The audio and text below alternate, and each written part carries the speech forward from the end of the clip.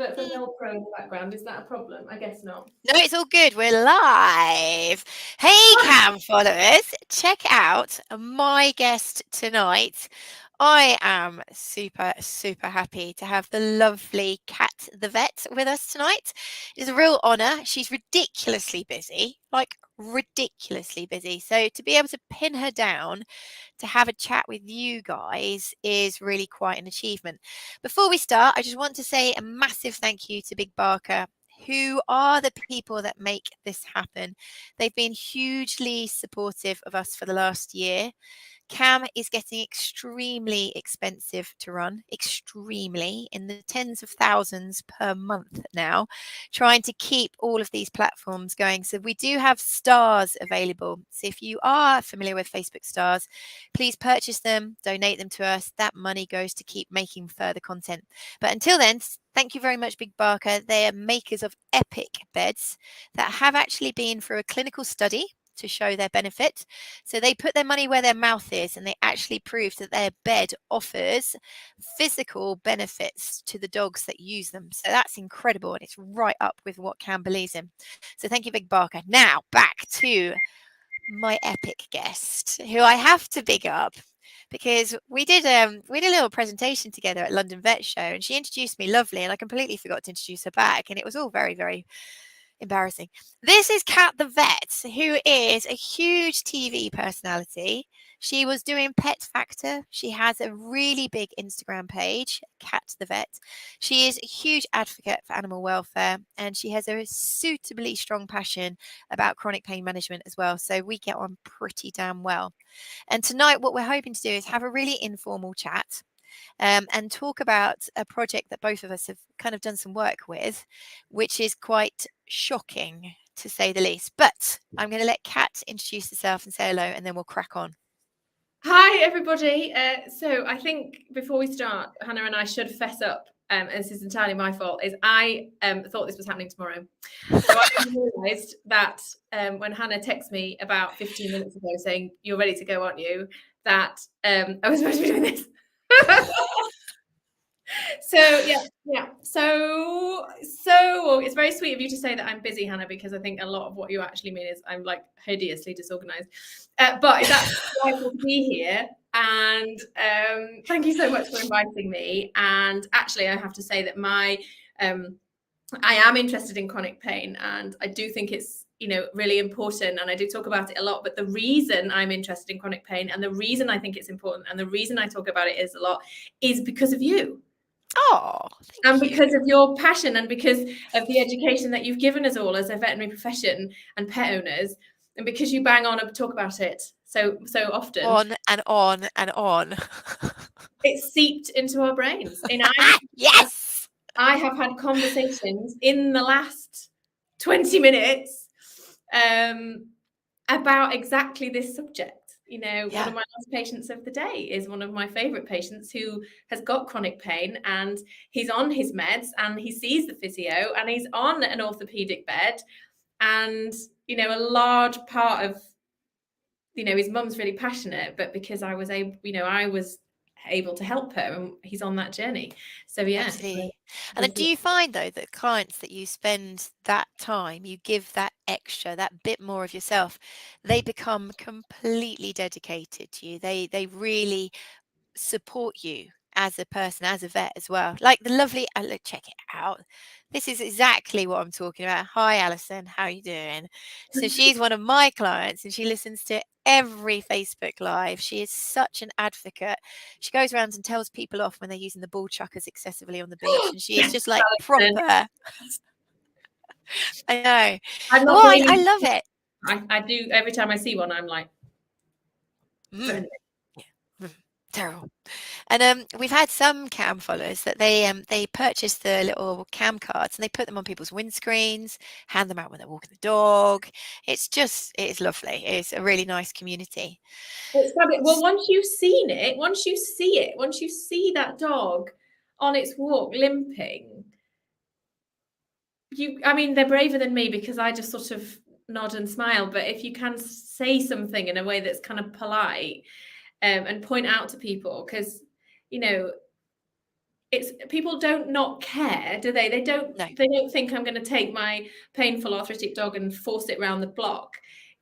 We just don't notice. And because our, I know we're going to talk about young dogs today, but because our old dogs are so willing and so patient and so keen to please and still want to live their own lives, they go for the walk and it doesn't do them any good. But people, a lot of people don't notice, and it's not because they don't care. It's just because, our dogs don't make it easy for us to help them. That's why. No. And I think everybody knows that aging is a thing. You can't avoid it. We all try, But the problem is there's a massive confusion zone of what is typical aging, what's acceptable, and what is actually disease. And trying to distinguish the two with such dimorphic breeds that we have, Jesus, you couldn't get a species that's more different, from your French bulldogs to your Great Danes. What is acceptable aging and what is acceptable behavior and mobility at those different stages?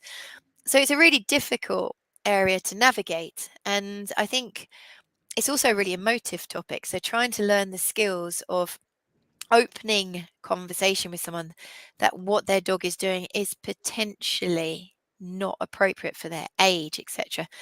If you can master that, oh my God, share it with us, because it's kind of hit and miss. Sometimes you can have the conversation and people are totally okay with it. And you'll use exactly the same phrases, the body postures, the facial expressions, and it's a slam down. And it takes a huge amount of guts and confidence and passion to keep plugging on, isn't it? As a vet on the other side of the table, you probably relate to this very well. It's very hard to tell people that you think their animals are suffering, and for them to then accept that, just out of nowhere in a vaccine appointment, to say to somebody, I don't think they're quite right, when an owner hasn't appreciated it, is very difficult, because it kind of blindsides you as an owner. I totally get it. What do you mean they're not okay? And then, unfortunately, because veterinary care comes with associated costs, there is a lot of people who think, well, actually, and I think it's completely understandable. I think if I was on the other side of the table, I'd probably think the same thing. You just want to pay for some medicine, don't you? You just want me to pay for some x-rays. Oh, it's going to cost this much, is it? Well, what are the chances of that? And it's very difficult to open those conversations. And for vets, I think from our perspective, we don't want to upset people. We don't want to tell them things that they don't want to hear. And you have to be really brave as a vet to say, I think there's a problem here, and I think we should do something about it, because we get such a lot of negative feedback sometimes. It's very hard, and it's much easier on a busy day when you've already got a lot of things to do and you're going to open a can of worms, to just not say let it slide. And then you get these wonderful owners who say, well, why didn't anyone tell me this before? And you're like, oh, yes, they may be done, but do you know what? It's really hard. It's really hard. Really, really hard, and especially when they're young, and the expectation of us all, if we own a dog who's young and fit and we think is healthy, for then somebody to burst that bubble and say, actually, I think they might be struggling here. I think there might be a problem. They might be in pain, especially when there's not been a huge amount of symptoms, is really difficult. It's really difficult. I'm going to butt in, and I just need to shout out this person. Oh, did you see that? Did you flash? Again. She's charging up on the desk at the moment. That's I love it. No, I'm gonna kind of like tag on to what you just said. I went to a conference right at the beginning. I was just telling our social media lady about it, the Association of Veterinary Anaesthetists, the AVA, and it was probably like 2018. And I listened to Sam Lindley talking about animals that are potentially born in pain. So they're born with quite significant anomalies with their physical structure, be it spinal nerve impingement, atlantoaxial subluxation. So they know nothing but pain.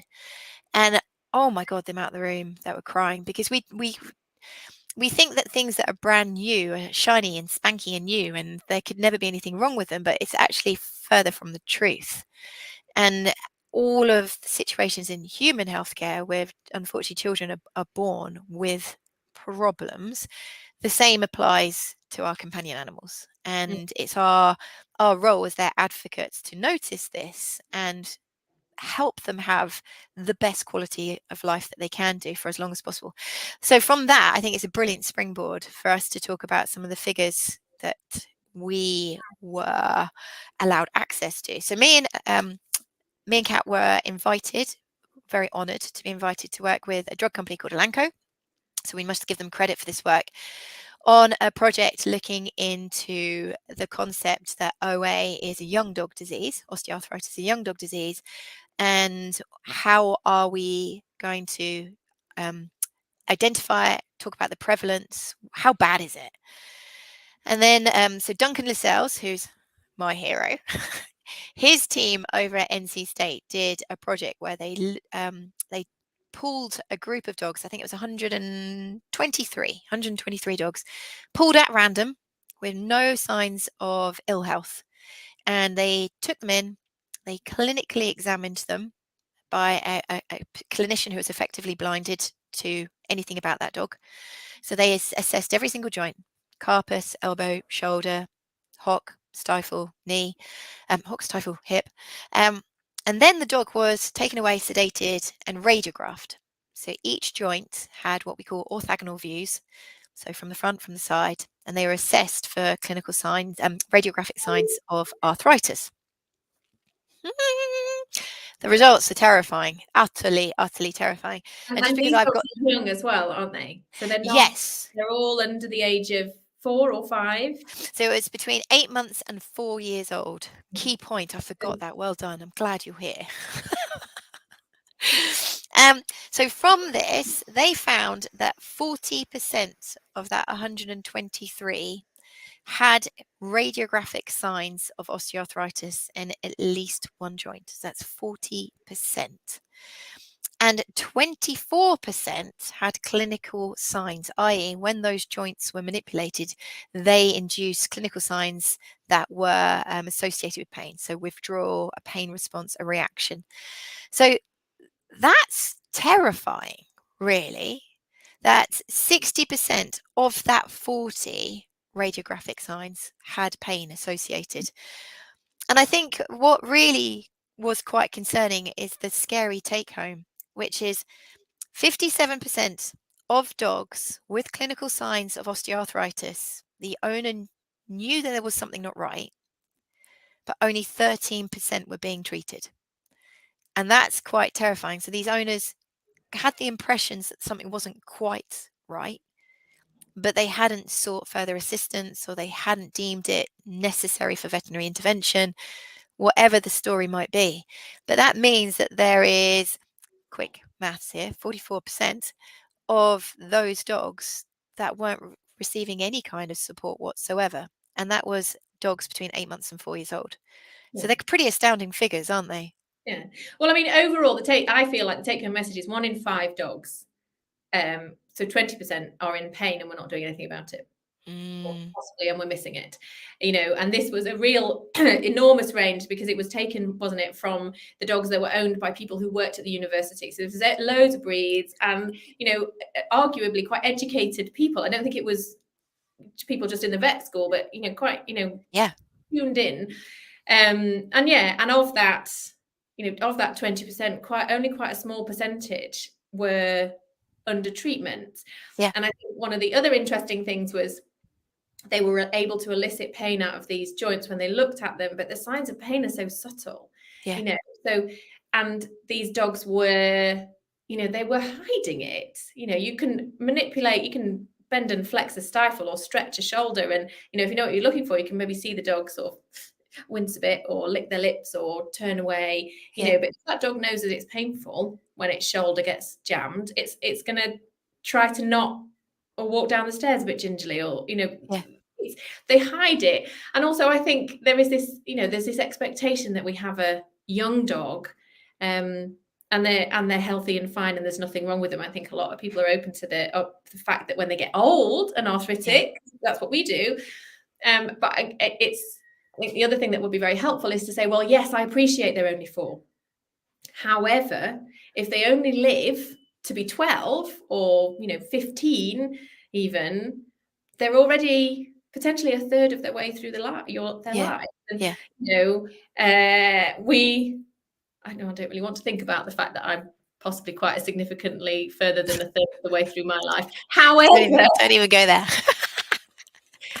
however, we all know people who have overdone it on the rugby pitch, or in my case, I've got dodgy knees because I used to do a lot of riding, and I mean, I've done it for years, stand up off the floor like, they're not perfect. I can still run, but Yes. I guess they're not perfect. So it's not unusual to know people in their 30s and 40s with significant joint problems. And that is kind of where that kind of age of dog is. So I think sometimes when you turn it around a bit like that and say, and of course, our dogs are inherently inbred if they're pedigrees. So that's why we see a lot of problems, because we have bred in hip dysplasia and elbow dysplasia and dodgy joints of all kinds and descriptions. So we have to accept that as a thing. A lot of them are fat. 65% of dogs in the UK are overweight. Obesity has a massive impact on their joints. You add up a little bit of excessive ball play / running about on a rugby pitch, if you want to, send it to, compare it to humans, plus being a bit fat, plus being a bit inbred. It's surprising it's not more, really. No. And I wouldn't be surprised if we find out that it is more. So you're absolutely right. There's the figures that are available. 50% of dogs are not diagnosed with osteoarthritis until they're between 8 and 13 years old, which means that there's a huge pot of dogs that are existing with signs of pain. But I wanted to just play on this pain thing, because I spend a lot of time thinking about this because I'm obsessed. Wow. Yeah. So what right do we have to decide whether a dog is painful enough to receive treatment? Pain is a subjective experience. The pain is what the bearer says it is, what they feel it is. And you might have mild radiographic signs, and the dog might become quite inhibited in the consult room and just slightly withdraw and show the whites of its eyes. But we don't know how that dog feels on a day-to-day basis. It might be it dominates their every waking minute, is that throbbing pain that comes from their wrist, their elbow, whatsoever.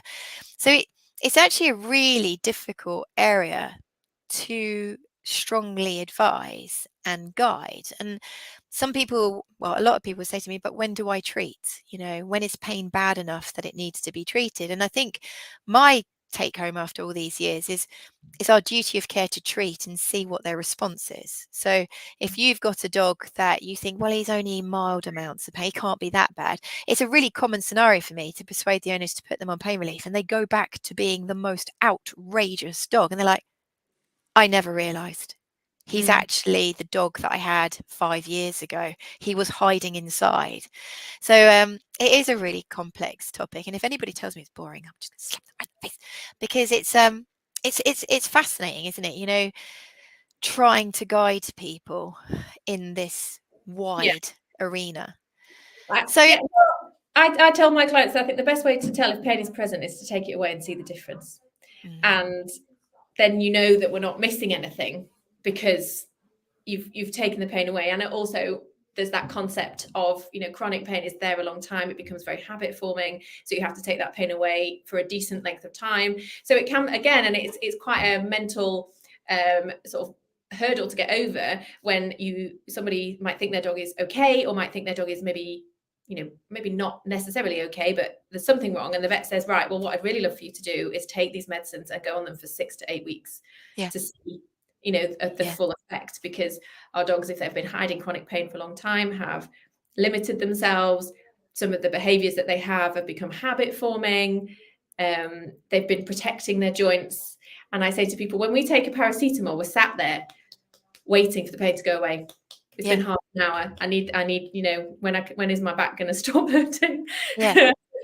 Whereas the dog doesn't know. So the pain can go away, and it takes them a while to realize, and like you say, to blossom back and to come back out of themselves. And of course, the other thing is the behavioral impact, the mental load of being painful. I've had that conversation literally this evening where I think a dog that's anxious might be sore. Yeah. And we've, had a conversation about that because, and the chap actually was a physio, and I was talking to him, so he was a good person to converse with. Yes. And I said, it's funny because when dogs are painful, they'll often pace, and you think, if my dog's painful, they're going to sit down, they're going to curl up in a ball, they're going to stay still. Why would they move around if it hurts? Why wouldn't they stay still? Well, of course, it still hurts when they sit down. So they get up and they move about and they try to find somewhere, and then the pain is still there, and then they're quite stressed, and then they pace about, and then it's worse, and then they sit down, it doesn't go away. And he made the comment that actually restlessness is associated with pain in humans as well, which I didn't know. But yeah, I think, a lot of these, there's a lot of reasons why dogs are anxious. We've all met our friendly, anxious cockapoos and stuff. But, then there's just like, well, is there something else?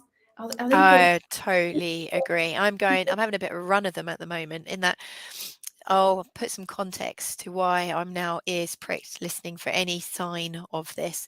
We, on the back of the Elanco study, were asked whether our followers would contribute their observations on their young dog OA, and we had 169 replies from owners whose dogs were diagnosed between those age categories of 8 months and 4 years.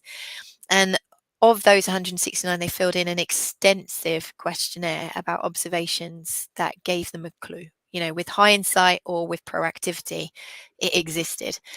And a really big player was dog to dog, aversive, aggressive, repulsive type behaviors. So a lot of people are saying that my dog became intolerant of other dogs. They became reactive on the lead. They didn't want other dogs, didn't like other dogs. They suddenly didn't like black Labradors, those. I always find that funny. He just doesn't like spaniels. I'm like, just spaniels specifically? And there are a lot of very breedist dogs out there. They're really breedist, aren't they? Yeah. So I was like, oh, this is interesting. And I've had a run of 3 cases in about 2 months now where they've mentioned it during vaccines that the dog has now become reactive in the park. And it was just an in passing comment. And I've gone, and palpated more, more of an orthopedic exam. And we have had a pain response elicited. Ziggy, lumbosacral pain. Another dog was hip pain. Another dog was elbow pain. And I was like, do you know what? This is big. This is really big. And these are young dogs. They've got their life ahead of them. So big take home, guys, is it isn't going to necessarily present how you would like. The textbook unilimb lameness. So they're going to limp really obviously. That is quite often not going to be the case, but you're going to see more of a behavioral presentation. They might be slow to learn, they might be losing their learning habits, they might become disobedient, they might become reactive, they might become anxious, they might become incapable, they might lick, they might chew, they might pant. There's things that they display that we as their advocates need to be really sensitive to and flag up and discuss and bring to the table and talk to your clinician about.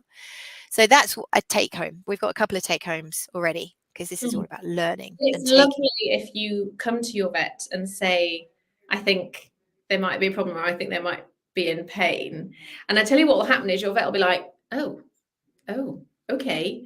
And the initial response from your vet, they're not thinking, this person's trying to tell me how to do my job. It takes a real, I don't know about you, Hannah, but there's this mental gymnastics sometimes when owners come to us with, really intelligent, observant things that, we would probably pick up on and tell us they think there's an issue because it happens so rarely. It takes us just a minute. In the nicest way, it takes just a minute to go, well, okay. Yeah. Would you like some painkillers? Oh, yes, please. Right. I've got a 5-minute speech. I don't have to fight this consult about how to explain why I think they're a good idea. Yeah. It's out of the blue. I'll put just a little bit of context because it's quite funny.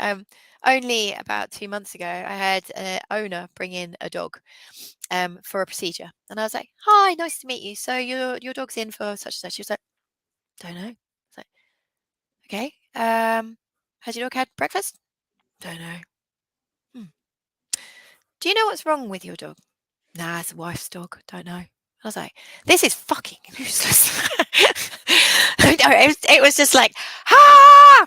And this is quite common where you have people come in and they're like, don't bring anything to the table, do they? So when you're saying that people come in and they're like, this is what I think, this is what I've seen, this is what I'd like you to do, you're like, brilliant. I feel like I can actually progress this consult quite efficiently and effectively. So please do it, guys. Please do it. Come in with a list. We're still going to ask a lot of questions, and we're still going to ascertain what the issue is. And it's not because we don't believe you, because you learn very quickly in this job that owners know their pets better than we do. I know more about dogs than you, but you know more about your dog than I do. Yep. And so we have to meet in the middle and share that knowledge. And you know, a lot of the time you're right. A lot of the time you're right, but sometimes you might not be quite right. And so there is a certain questioning process to go through to make sure that we are on the right track and we are doing the right thing. But I think motivated, observant, you know, own pet owners who come to us with a problem and a quite, you know, this is a team effort, isn't it? So we're gonna, I love it. I've got a couple of owners now that come in with bullet pointed lists.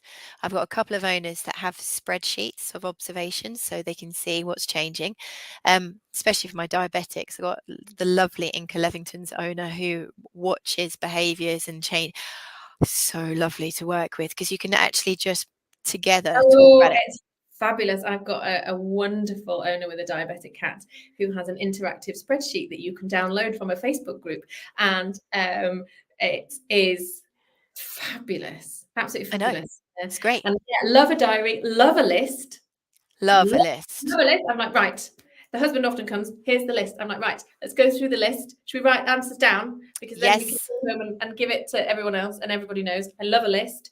I love it when people have Googled. Like, I know we're supposed to not like that, but I really, really enjoy it because I think, you know, the vast majority of time, apart from a couple of subjects, the information out on the online is wonderful. And they've often completely got the right idea.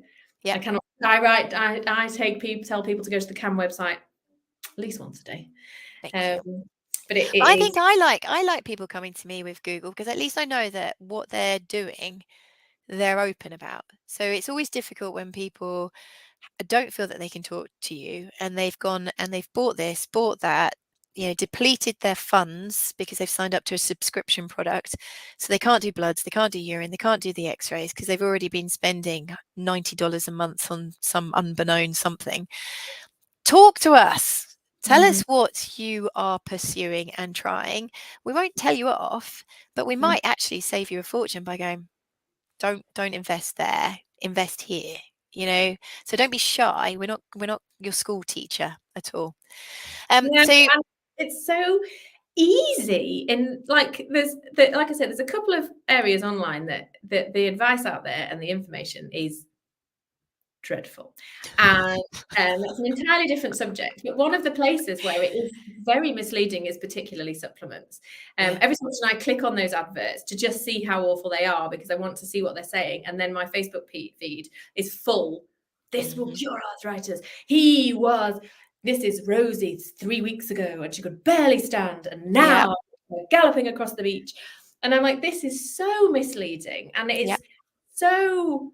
And you think, right, I'm going to report this advert. But then when you read it carefully, the words don't say what you think they say.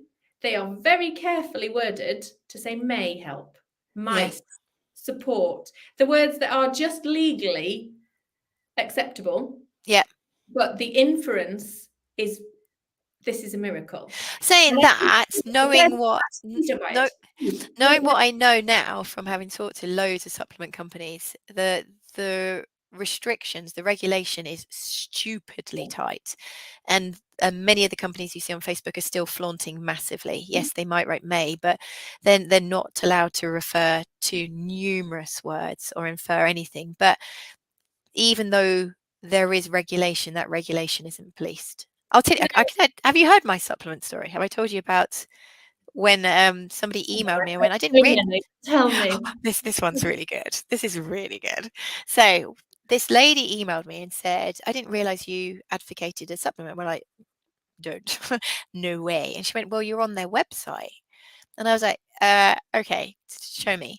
So she sent me the link, and sure enough, they'd taken the photo off CAM website and put it on theirs and put underneath clinically approved by vets. So they didn't say I, but they did that misleading thing. So we were like, who the heck are these? So we found them on Facebook, and they were having this massive marketing campaign. And you couldn't get contact details. That's a real key sign. You cannot get hold of the companies, but their marketing's great. It's the #1 joint supplement in the UK. You know, it's sales all around the world. These are the videos. And we're like, well, this is interesting. So we looked at them on Companies House, and they'd actually only been formed about 2 months prior. So how could they be the #1 joint supplement in the UK? So like, this is very interesting. So then we looked at multiple of their Facebook posts, and it was always the same person liking the post the first time. And we're like, ooh, who are you? So then we went into his Facebook profile, which it was open, and we found out that he was a bodybuilder who had had a supplement company for human bodybuild products. His company had failed, he'd closed it, and had opened another one selling joint supplements for dogs. You know, when you just sit there going, different label on the packaging. Yeah. Yeah, and it happens so much, and it's interesting because I have in the past and will in the future work with supplement companies, because I think that they can be very helpful. But and also I'm happy to advocate for some companies because there is science behind what they do. Their products they have are, quality controlled and very good. And, as pet owners, we're going to give them supplements, So I'd rather sort of say to people, if you're going to spend your money, this is the kind of thing that I am happy to be associated with, because I know this company and I know what they do and I trust. And yes, they're working within this very narrow bounds. So they're playing by these rules because they understand the limitations of their product. They know what it doesn't do as well as what it does, and they'll tell you what it doesn't do. Because I think, we know the omega-3 oils can do good things for joints, don't we? The evidence on even Duncan, the lovely Duncan says that those oils do work, and he's quite happy to advocate. And I was like, well, Duncan says it's good. Well, as Duncan says, I agree. Good to go. Which brings us neatly back round to what we're actually supposed to be chatting about this evening. So young dog OA. Young dog. Young dog OA. I think it's more common. It's so much more common than we think. And our young dogs aren't necessarily as young as we think they are. And, it's not all about, I think the other thing is it's not all about the drugs, is it? Because I think, again, we've talked before about how you tell somebody their pet is painful, you get them started on medications, and then that can just be this really intimidating, well, that's it. He's on drugs for life. We need to break that spell, don't we? Scary, and it's expensive. And I think you'll find this research was done by a drugs company. So clearly it's all about that. Yeah. And actually, one thing we should say is this piece of research was sponsored by Elanco, who do make products for arthritis.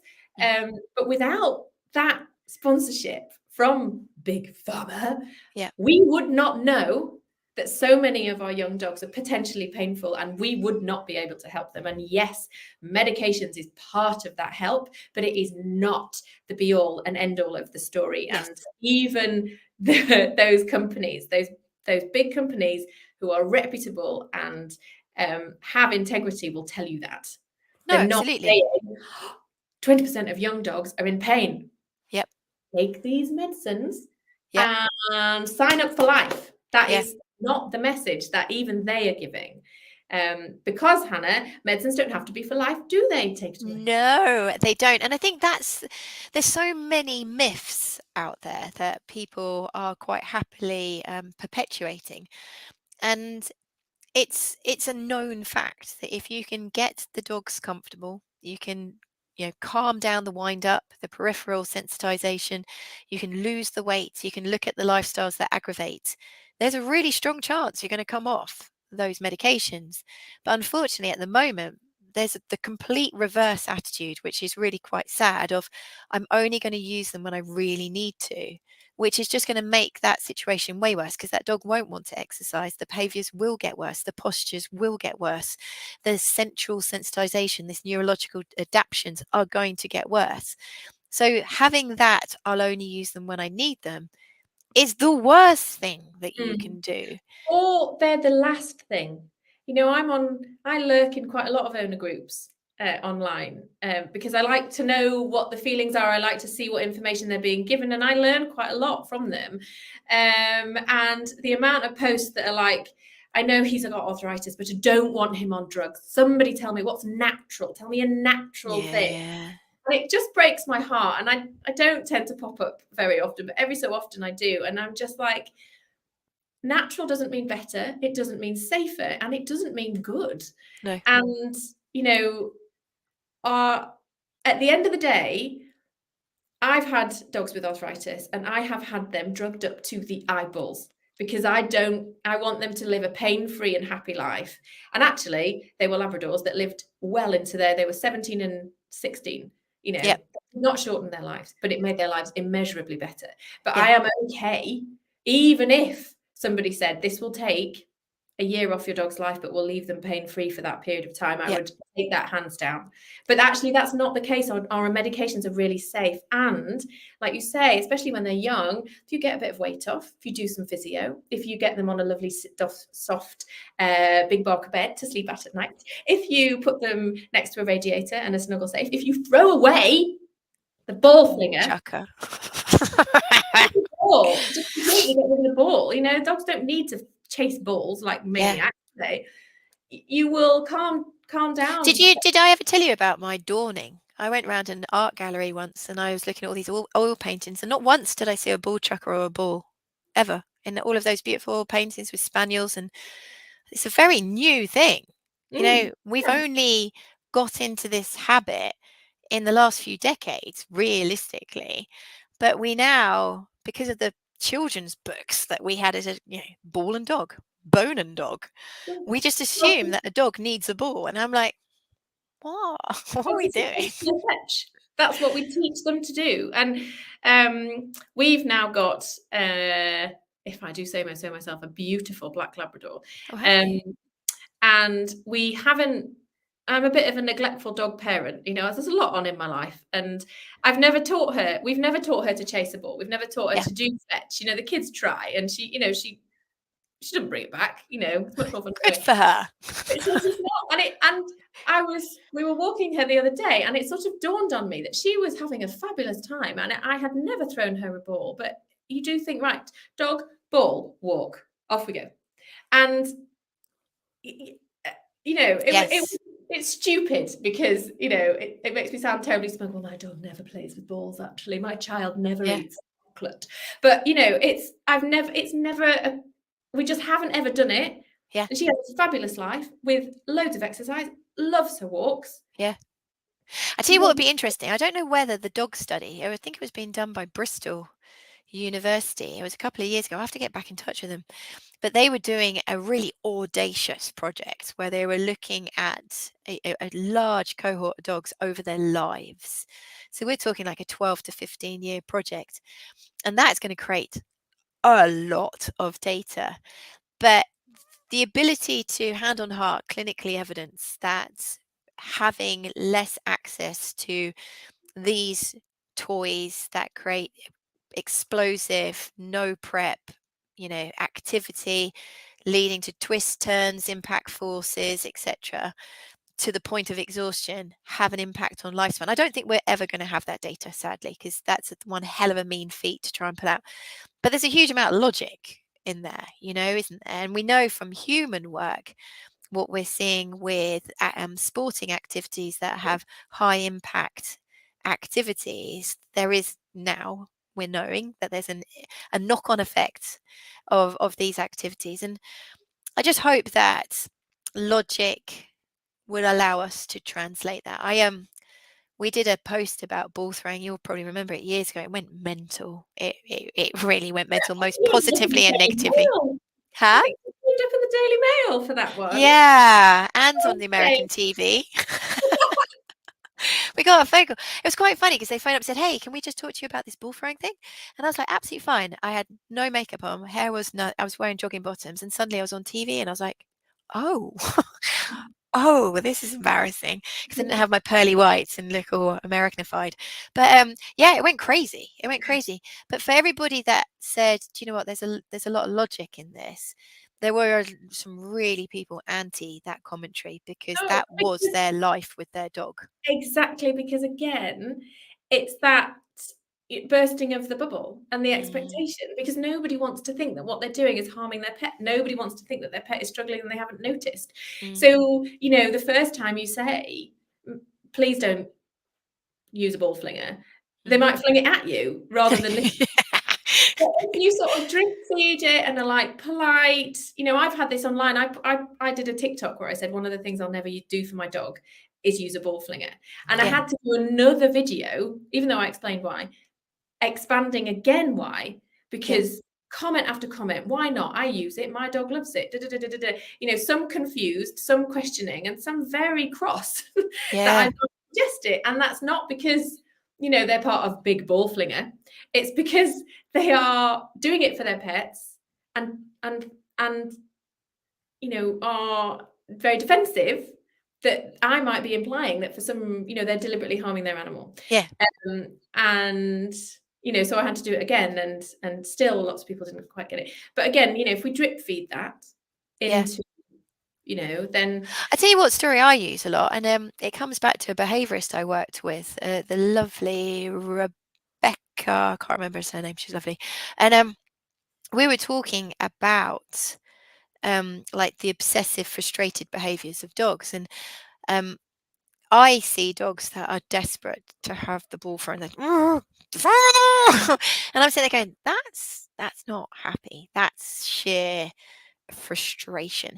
And I was talking to her about it. She said, well, there is a study where they looked at the facial expressions of dogs in a frustrated setting. So they had a room, they had a perspex, clear perspex wall, there was holes cut in it, and they could access food on one side. So they could put the head through and access it. And the dogs got used to that. Part of the routine, put the head through the hole, get to the food. And then one day they came into the room and the holes were blocked up, but they could see the food and they couldn't get it. And they filmed the facial expressions, and we would all agree that that's not a pleasant situation to be in for the dogs. They want their food, they cannot access it, they are hungry. But there was huge similarities between those facial expressions and the ones that we see when their dogs are supposedly having the best time of their life with a bull thrower, or any of those toys. So I'm not going to just pick on bull throwers. And I do find it helpful to tell people that, because it just plants a seed. It just plants that thought of, never really thought of it like that. And then I leave, and then I allow them to take it away, process it. And more often than not, next time I see them, they'll be like, yeah, we don't really use it anymore. We just take the ball and he carries it and we hide it in the grass and stuff. So I think I have definitely learned over the years, telling people what to do doesn't work. I have to just give them snippets for them to go home, process it, and come up with their own conclusions. And some I win and some I lose. But I think it is about trying to support your beliefs. Another thing that I do a lot is in consultations, when I'm palpating down their back and you're getting all these flinches and dips and twitches, and I'm like, do you throw a ball? And they often will go, yeah. I was like, quite a lot of muscle tension back here. Your dog's back's not really very happy. And I wonder if it's all the explosive activity you're doing. Maybe we should rein it in a little bit, get some physio in here. And that works really well with people going, physical consequences. But And you yeah, can still, like you say, they can still take a ball out, and they can still, if they like a ball, and if we've trained them to the ball, then it doesn't mean they have to go cold turkey on a ball. It no, just means that we need to change the way we play. And activities, explosive activities like agility or fly ball or that sort of thing, are still totally okay. But you'll find that the people who do that kind of thing are a bit more tuned into the warming up and the cooling down and conditioning and everything. Yeah. supplement and the strength building and that sort of thing. Because if we want our dogs to be athletes, then we need to treat them like athletes and train Yes. them, look after them like athletes. So I think that's it. But again, it's that we've got a dog and he's young and he's active and he loves to run. So we're going to let him run, and we're going to do 5 times as much running because we're going to be able to throw the ball backwards and forwards. But like you say, that's not, I don't know, sometimes the things that we love Mm-hmm. aren't necessarily the things that are best for us. No. There was a really great owner when we did this years ago. An owner said, "Why do you use a ball flinger?" And that other person said, "Oh, because it's just easier on my shoulders." You're like, huh, how hilarious is this? You're making it easy for you and ridiculously hard for your dog. And another person said something that I loved, which was, "Why do you have a dog? He's my companion. He's my friend. So why do you send him over there all the time?" I love that. I was like, yeah, they're supposed to be with you. You want them to be with you, but you keep catapulting them 800 meters away. So Although I think it's going to come back to you if they they are. do. They eventually do. But yeah, I think it's interesting talking, and I love the fact that we've kind of got a little bit, rabbit holed onto something that everybody has access to potentially change. So if you are watching this and you've got a dog diagnosed with A, or one of your family members or a friend has, and you think, well, do you know what? He is on medication and we are on a weight loss plan. And, I have done a few lifestyle change. That's something quite logical I could experiment with. And I'm going to rein it in for, 2 or 3 months and I'm going to see what happens. And I would beg to argue you'll see improvement. It's one of those things I think a lot of people overlook because they think the pleasure is so important to their dog that they forget that actually that's a neurochemical pain-free state and the dog's going to overdo it and they're going to come back hours later when the adrenaline and the cortisol and the serotonin is all starting to wear away and they're going to go, oh my god, I really hurt, but I don't know why. So it's a really, really easy free intervention as far as I can see. And just to be aware that if you have a young dog, and when we say young, we are talking, this study went up to 4, sort of maybe say 5, 6, but, even like you say, 8 months. I think the ones who are painful and arthritic or sore at very young do get picked up because I think they are the ones who end up with like proper elbow dysplasia or, hips. And, I think but that sort of grey area where you're in your 30s and you overdid it and your joints are starting to creak and you realise that you can't go out till 2 a.m. and life starts to Are you catch talking about something recent? You're very young, actually. Still young. To just be aware, and there are so many resources on the CAM website for that subtle pain because I think even vets aren't very good.